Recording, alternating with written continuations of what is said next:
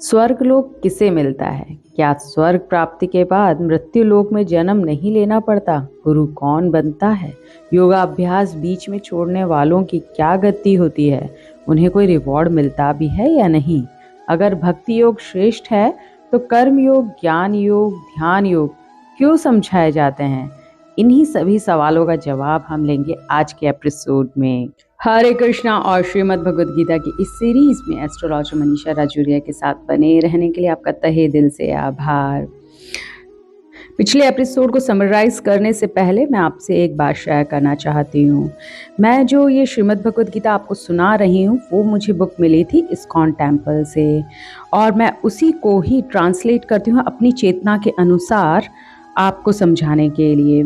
क्योंकि सभी की चेतना का स्तर अलग अलग होता है, सभी आत्माएं एक दूसरे से भिन्न होती हैं, सभी की समझ एक दूसरे से भिन्न होती है। इसीलिए प्रत्येक मनुष्य अपनी समझ से भिन्न भिन्न प्रकार के लेसन इस बुक से लेगा जिसे वह अपने जीवन में उतार सके। इसीलिए मैं चाहूँगी आप सभी श्रीमद् भगवद गीता को एक बार ज़रूर पढ़ें।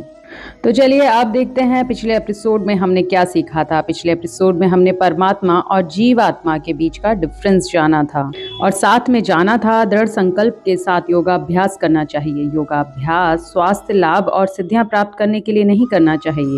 जीव को सर्वोच्च शक्ति के साथ अपनी गुणात्मक एकता को समझना होगा। जो लोग कृष्ण पर अपना विश्वास रखते हैं वे भगवत गीता के अनुसार सर्वोच्च शक्ति कृष्ण को मान सकते हैं। जो लोग दूसरे धर्म से हैं या नास्तिक हैं और भगवत गीता के को समझकर अपने जीवन में उसकी टीचिंग्स को उतारना चाहते हैं वे सर्वोच्च शक्ति को ब्रह्मांड के कॉस्मिक एनर्जी या अपने धर्म के अनुसार जीसस अल्लाह मान सकते हैं। तो चलिए शुरू करते हैं आज के एपिसोड को। आज के एपिसोड में अध्याय 6 के 28वें श्लोक से अर्जुन ने कहा, हे मधुसूदन, आपने जिस योग पद्धति का संक्षेप में वर्णन किया है वह मेरे लिए अव्यवहारिक है तथा असहनीय है, क्योंकि मन चंचल तथा अस्थिर है। हे कृष्ण, चूंकि मन चंचल और अस्थिर है, हठीला है, अत्यंत बलवान है, अतः मुझे इसे वश में करना वायु को वश में करने से भी अधिक कठिन लगता है। अर्जुन यह सवाल कर रहे हैं अब से 5000 वर्ष पूर्व। उस समय अर्जुन को सभी सुविधाएं प्राप्त थीं, तब भी वे इस योग पद्धति को अपनाने से इनकार कर रहे हैं। कलयुग में सामान्य व्यक्ति के लिए संभव नहीं है वो पर्वत या जंगल में एकांत में योगाभ्यास करे। मन इतना बलवान तथा दुराग्रही है कि कभी कभी यह बुद्धि का उल्लंघन कर देता है, जबकि उसे बुद्धि के अधीन माना जाता है। इस व्यवहार जगत में मनुष्य को अनेक विरोधी तत्वों से संघर्ष करना होता है। उसके लिए मन को वश में कर पाना अत्यंत कठिन हो जाता है। कृत्रिम रूप में मनुष्य अपने मित्र तथा शत्रु दोनों के प्रति मानसिक संतुलन स्थापित कर सकता है, किंतु अंतिम रूप में कोई भी संसारी पुरुष ऐसा नहीं कर पाता, क्योंकि ऐसा कर पाना वेगवान वायु को वश में करने से भी कठिन है। यह हमने कई बार विद्वान पुरुषों से भी सुना है कि सभी को एक समान देखना चाहिए, पर यह कितना मुश्किल है कि शत्रु और मित्र को एक साथ समान भाव से देखा जाए या एक समान भाव से ट्रीट किया जाए।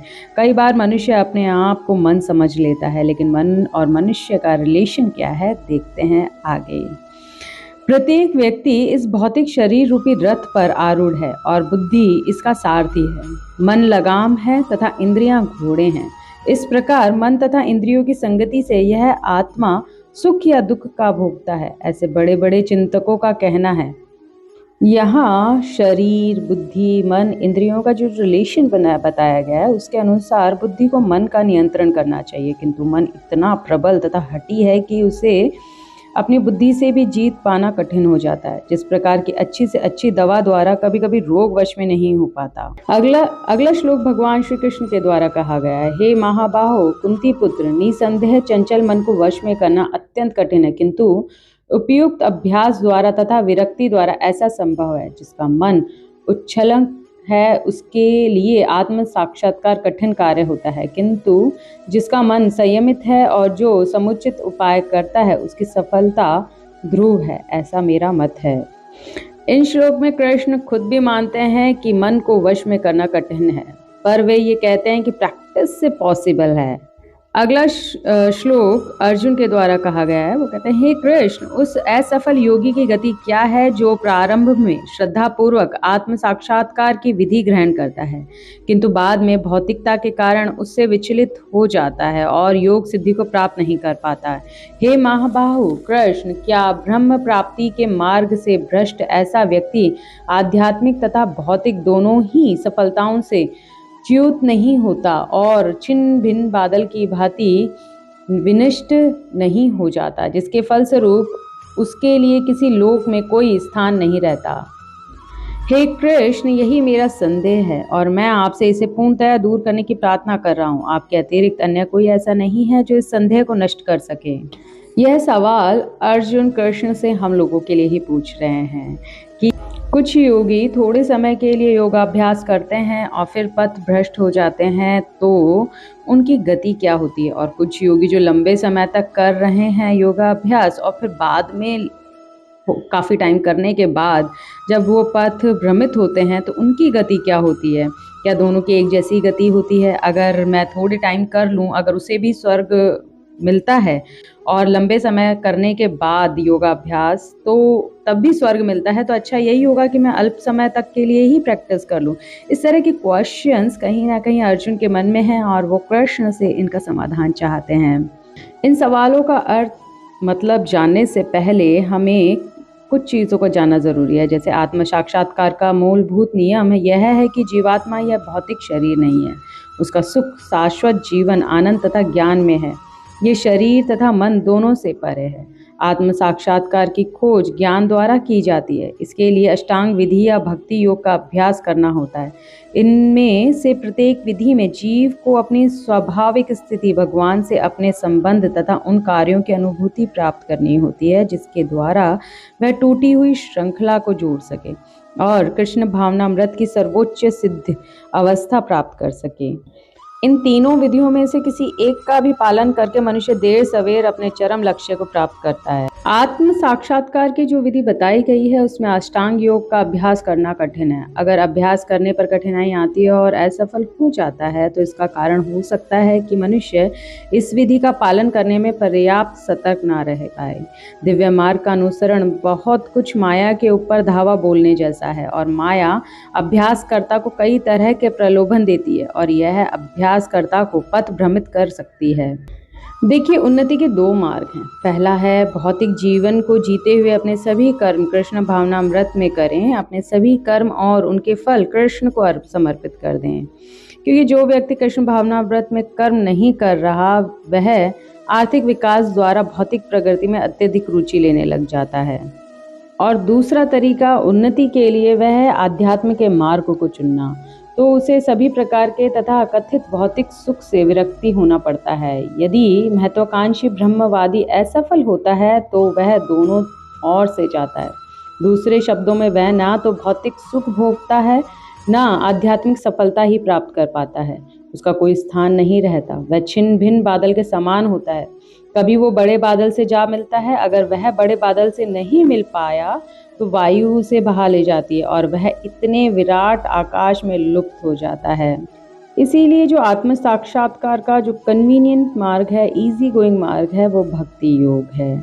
अगले श्लोक में भगवान अर्जुन को कहते हैं, हे प्रथापुत्र, कल्याण कार्यों में निरत योगी का ना तो इस लोक में ना परलोक में ही विनाश होता है। हे मित्र, भलाई करने वाला कभी बुराई से पराजित नहीं होता। असफल योगी पवित्र आत्माओं के लोकों में अनेकानेक वर्षों तक भोग करने के बाद या तो सदाचारी पुरुषों के परिवार में या किसी धनवानों के कुल में जन्म लेता है, अथवा यदि दीर्घ काल तक योग करने के बाद असफल रहे हों तो वह ऐसे योगियों के कुल में जन्म लेता है जो अति बुद्धिमान है। निश्चय ही इस संसार में ऐसा जन्म दुर्लभ है।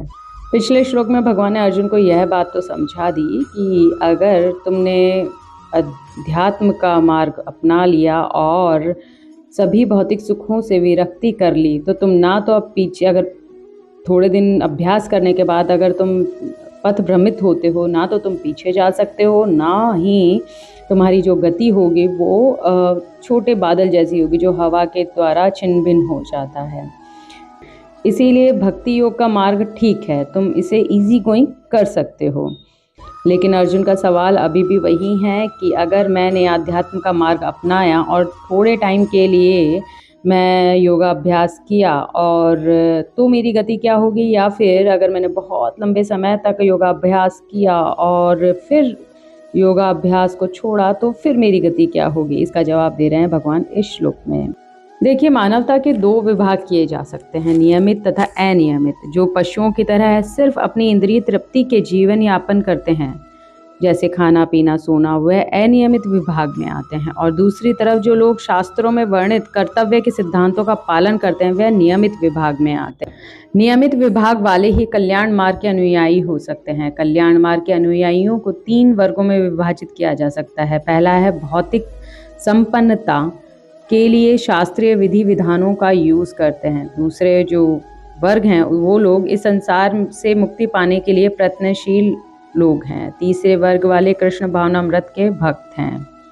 सकाम कर्मी जो कि भौतिक संपन्नता के लिए शास्त्रीय विधि विधानों का यूज करते हैं, इस वर्ग में आते हैं। ये स्वर्गलोक तक जा सकते हैं, पर स्वर्गलोक का अर्थ मुक्ति नहीं है। उन्हें फिर से इस लोक में आना पड़ता है। असफल योगियों की 2 श्रेणियां बताई गई हैं। पहले वो लोग जो थोड़े समय के लिए योगाभ्यास करते हैं, दूसरे वो जो लंबे समय तक योगाभ्यास करते हैं। जो अल्पकालिक अभ्यास करते हैं उन्हें स्वर्ग लोक मिलता है। वहाँ दीर्घ काल तक रहने के बाद उसे पुनः इस लोक में भेजा जाता है। किसी सदाचारी ब्राह्मण या धनवान वणिक के कुल में भेजा जाता है, ताकि योगी अगले जन्म में, जो कि वणिक के घर में या धनवान के घर में जन्म लिया है, वह अपनी इनकम्प्लीट जर्नी को, कृष्ण को पाने की या मुक्ति पाने की जर्नी को आगे बढ़ा सके। अगले जन्म में सुख सुविधाओं के साथ वह इस जर्नी को पूरा करता है। और यह न्यू बर्थ का प्रोसेस जब तक चलता रहेगा जब तक कृष्ण को ना पा लिया जाए, क्योंकि यही अंतिम लक्ष्य है। अब से धनवान कुल में जन्मे बच्चों को यह ना कहें कि इसकी किस्मत कितनी अच्छी है कि बिना कुछ किए इसे सब कुछ मिल रहा है। उसने इस जन्म में कुछ नहीं किया, पर अपने लास्ट बर्थ में बहुत कुछ किया हुआ है। दूसरे असफल योगी वो हैं जिन्होंने लंबे समय तक योगाभ्यास करने के बाद पथ भ्रमित हुए हैं। ऐसे योगियों को अगला जन्म ऐसे कुल में होता है जो बुद्धिमान है, जिन्हें बालकपन से ही आध्यात्मिक प्रोत्साहन मिलता है। ज्यादातर आचार्यों या गोस्वामियों के कुल में इनका जन्म होता है। ये प्रशिक्षण के कारण श्रद्धावान होते हैं। इस प्रकार वे आगे जाके गुरु भी बनते हैं। अगले श्लोक में कृष्ण कहते हैं, हे कुरुनंदन, ऐसा जन्म पाकर वह है अपने पूर्व जन्म की देवी चेतना को पुनः प्राप्त करता है और पूर्ण सफलता प्राप्त करने के उद्देश्य से वह आगे उन्नति करने का प्रयास करता है। अपने पूर्व जन्म की दैवी चेतना से वह न चाहते हुए भी स्वतः योग के नियमों की ओर आकर्षित होता है। ऐसा जिज्ञासु योगी शास्त्रों के अनुष्ठानों से परे स्थित होता है। इन श्लोक में भगवान अर्जुन को कहते हैं कि वह योगी अपने पूर्व जन्म की चेतना के अनुसार इस जन्म में कृष्ण को पाने की जर्नी में स्वतः ही लग जाता है। उदाहरणार्थ राजा भरत का जीवन देखते हैं। भरत विश्व भर के सम्राट थे और तभी से यह लोक देवताओं के बीच भारतवर्ष के नाम से विख्यात हैं। भरत ने अल्पायु में ही आध्यात्मिक सिद्धि के लिए संन्यास ग्रहण किया था, किंतु वे सफल नहीं हो सके। अगले जन्म में उन्हें उत्तम ब्राह्मण कुल में जन्म लेना पड़ा और वे जड़ भरत कहलाए, क्योंकि वे एकांतवास करते थे तथा किसी से बोलते न थे। बाद में राजा रहुगुण ने उन्हें महानतम योगी के रूप में पाया। उनके जीवन से यह पता चलता है कि दिव्य प्रयास अथवा योगाभ्यास कभी व्यर्थ नहीं जाता। उन्नत योगी जन शास्त्रों के अनुसार अनुष्ठानों के प्रति अधिक आकृष्ट नहीं होते, किंतु योग नियमों के प्रति स्वतः आकृष्ट हो जाते हैं। अगले श्लोक में भगवान अर्जुन से कहते हैं, जब योगी समस्त कलमों से शुद्ध होकर सच्ची निष्ठा से आगे प्रगति करने का प्रयास करता है, तो अंततो गत्वा अनेकानेक जन्मों के अभ्यास के पश्चात सिद्धि लाभ करके वह परम गंतव्य को प्राप्त करता है। योगी पुरुष तपस्वी से, ज्ञानी से तथा सकाम कर्मी से बढ़कर होता है। अतः हे अर्जुन, तुम सभी प्रकार से योगी बनो। उपरोक्त श्लोक में भगवान अर्जुन को समझाते हैं कि सदाचारी पवित्र कुल में उत्पन्न पुरुष योगाभ्यास के अनुकूल परिस्थिति में सचेष्ट हो जाता है और दृढ़ संकल्प करके अपने अधूरे कार्य को, जो उसने पिछले जन्म में अधूरा छोड़ा था, कृष्ण को पाने में वह पूरा करता है। अनेक जन्मों तक पुण्य कर्म करने से जब कोई समस्त कल्मश तथा मोहमय द्वंद्वों से पूर्णतया मुक्त हो जाता है, तभी वह भगवान की दिव्य प्रेमा भक्ति में लग पाता है। योग का अर्थ है अपनी चेतना को परमात्मा से जोड़ना। इस पद्धति को कई विधियों के अनुसार करते हैं और इसी अनुसार विभिन्न नामों से इसे पुकारते हैं। जब हम इस पद्धति को कर्मों से पूर्ण करते हैं तो इसे कर्म योग कहते हैं। जब यह पद्धति चिंतन से संबंधित हो जाए तो इसे ज्ञान योग कहते हैं और जब भगवान की भक्ति से संबंधित हो तो भक्ति योग कहते हैं। अगले श्लोक में भगवान अर्जुन को कहते हैं, जो कि इस अध्याय का अंतिम श्लोक भी है, भगवान कहते हैं कि समस्त योगियों में से जो योगी अत्यंत श्रद्धापूर्वक मेरे परायण है, अपने अंतःकरण में मेरे विषय में सोचता है और मेरी दिव्य प्रेमा भक्ति करता है, वह योग में मुझसे परम अंतरंग रूप में युक्त रहता है और सबों में सर्वोच्च है। यही मेरा मत है। हमने पिछले चैप्टर्स में यह जाना कि जीव भगवान का अंश स्वरूप है और इस तरह प्रत्येक जीव को अपने स्वभाव के अनुसार भगवान की सेवा करनी चाहिए। इस कार्य में शिथिलता नहीं बरतनी चाहिए, अन्यथा वह निश्चित रूप से अपनी स्वाभाविक स्थिति से नीचे गिरता है। पूर्व जन्म में उसने जितना भी उत्थान किया था, कृष्ण को या परमात्मा को पाने की जर्नी में शिथिलता के कारण वह उस जर्नी में पीछे की ओर जाने लगता है। आगे कृष्ण कहते हैं कि भक्ति योग समस्त योगों की परिणति है। अन्य योग तो भक्ति योग में भक्ति तक पहुंचाने के साधन मात्र हैं।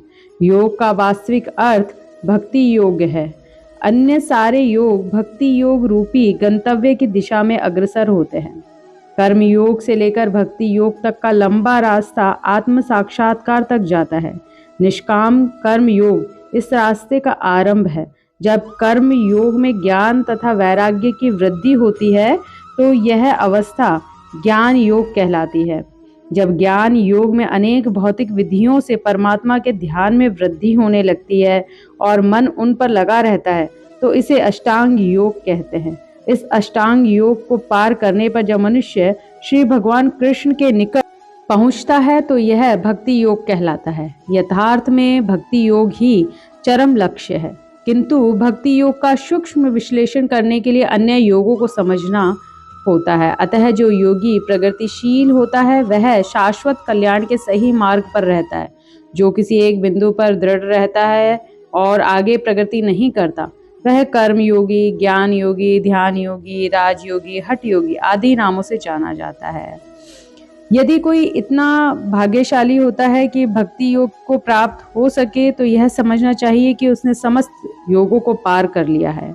अतः कृष्ण भावना भावित होना योग की सर्वोच्चम अवस्था है।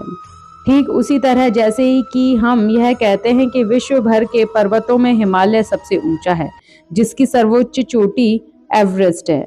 और इसी प्रकार श्रीमद् भगवद गीता के 6ठे अध्याय ध्यान योग पूर्ण होता है।